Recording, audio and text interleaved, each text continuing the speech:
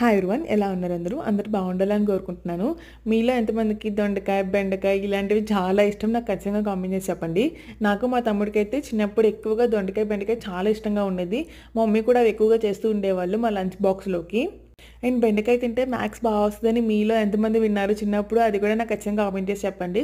అసలు ఆ బెండకాయకి, మ్యాథ్స్‌కి లాజిక్ ఏంటి? వాటి మధ్య రిలేషన్ ఎలా వచ్చింది అనేది కూడా నాకైతే ఐడియా లేదు. మీలో ఎవరికైనా తెలిస్తే ఎందుకు అలా అంటారో, బెండకాయ తింటే మ్యాథ్స్ బాగా వస్తదని తెలిస్తే కామెంట్ చేయండి. సో దట్ తెలియని వాళ్ళు కూడా తెలుసుకుంటారు. నేను తెలుసుకుంటాను. అండ్ దొండకాయని కూడా రకరకాలుగా చేస్తూ ఉంటారు. చాలా వెరైటీస్‌తో ఇలా దొండకాయ ఫ్రై చేసుకుంటారు. కొంతమంది పులుసు చేస్తారు. దొండకాయ పచ్చడి చేయొచ్చు. అండ్ హోటల్స్‌లో వీటిల్లో దొండకాయని గుత్తి వంకాయలాగా చేస్తారు. అండ్ దొండకాయ పచ్చెనపప్పు కర్రీ కూడా చేస్తారు. మీరు ఎక్కువగా ఏ ఐటెమ్ చేస్తారు దొండకాయది అనేది ఖచ్చితంగా కామెంట్ చేసి చెప్పండి. అండ్ మీరు అబ్జర్వ్ చేశారో లేదో, దొండకాయని మనం కట్ చేసే షేప్ బట్టి దాని టేస్ట్ మారిపోద్ది. సో ఇలా వీల్స్‌లా కట్ చేస్తే మనకి ఒక టేస్ట్ వస్తది. అండ్ చిన్న చిన్న క్యూబ్స్‌లా కట్ చేస్తారు కదా! బాగా చిన్న చిన్నగా.